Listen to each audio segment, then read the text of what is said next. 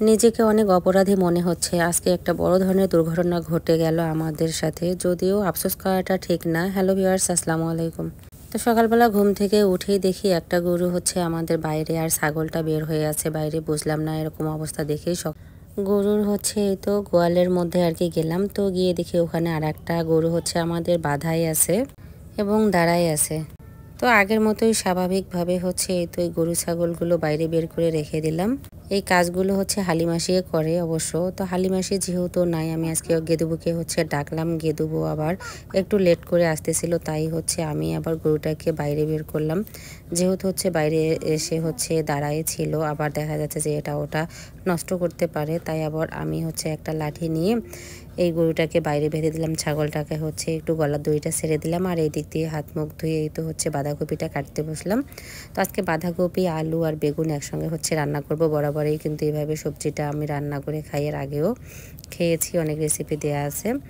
আর এদিক দিয়ে হচ্ছে এরপরে অবশ্যই সঙ্গে মসুরের ডাল হলে ভালো হয়, তাই হচ্ছে এটা রান্নার পরে আমি মসুরের ডাল বসিয়ে দিয়েছি। আর এর মধ্যেই কিন্তু অনেক ঘটনা ঘটে গেল আমাদের সঙ্গে। তো সকালবেলায় হচ্ছে এই তো বাঁধাকপি ভাজি আর ডিম ভাজি করে দিলাম। আপনাদের ভাই খেয়ে দিয়ে হচ্ছে এই তো অফিসে চলে গেল। আর আমার ছেলের হচ্ছে গতকাল থেকে প্রচণ্ড জ্বর, তাই ওকে হচ্ছে এই তো স্কুলে পাঠাইলাম না। আর তার সঙ্গে সঙ্গে হচ্ছে আমার মেয়েও ঘুম থেকে উঠে এই তো ওদেরকে হচ্ছে সকালবেলার মিষ্টি রোদে বসিয়ে দিয়েছি। আর আমার শাশুড়ি আমার কয়েকদিন ধরে কিন্তু ভাইয়ের বাসায় যাওয়ার জন্য ব্যস্ত হয়ে গিয়েছিল, আর এখন ভাইয়ের বাসায় আমরা পাঠিয়ে দিয়েছি। ওখানে 2 দিন হতে না হতে এখন বাসায় আসার জন্য ব্যস্ত হয়ে গিয়েছে। ওখানে হচ্ছে কান্নাকাটি করতেছিল, তাই আবার আমার ছোট ননদ বাচ্চারা সবাই তো সকাল সকাল হচ্ছে পাঠিয়ে দিলাম। ও গিয়ে হচ্ছে আবার এই তো নিয়ে আসলো গাড়িতে করে আমার শাশুড়ি আম্মাকে। তো বাসায় এসে কিন্তু মহা খুশি, মানে চারদিকটা একটু ঘুরে ফিরে দেখলো, হয়তো বা ভালো ফিল করতেছে, আর আগের মতো করতেছিল না। আর আমি বিকালবেলা হাঁটতে হাঁটতেই তো হচ্ছে একটু মাঠে গেলাম বাচ্চাদের খেলা দেখার জন্য, মনটা একটু ভালো করার জন্য। কিছুতেই আর কি ভালো লাগতেছিল না।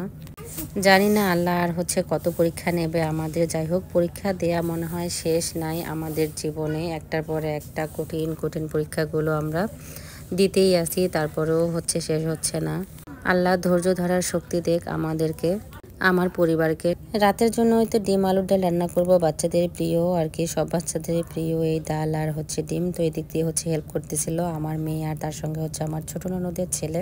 তো গত 2 দিন ধরে কিন্তু হচ্ছে আমি গরুকে আর কি খাবার দিচ্ছিলাম, তখন পর্যন্ত কোনো সমস্যা হয়নি। তো গতকালকে যে কাঁচা খড়গুলো ছিল, ওই খড়গুলো হচ্ছে আমার হাজব্যান্ডও দিয়েছে গরুকে, আবার হচ্ছে আমিও দিয়েছি কিন্তু গরুকে খেতে। তো যাই হোক, আসলে যে জিনিসটা জানা থাকে না, তো মাসি থাকলে হয়তো বা বুঝে শুনে আর কি খাবার দিত। একবার হচ্ছে নাকি কাঁচা খড় আর একবার হচ্ছে শুকনা খড় দিতে হয়, এটা জানতাম না।